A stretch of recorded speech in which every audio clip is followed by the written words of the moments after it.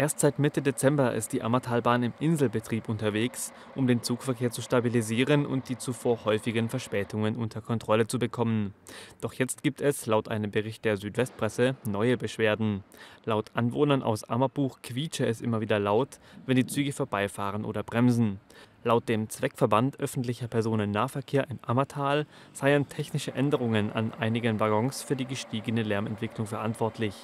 Die Ammerbucher Gemeindeverwaltung hat die Anwohner bereits gebeten, sich unter Angabe von Ort und Uhrzeit per Mail beim Zweckverband zu melden.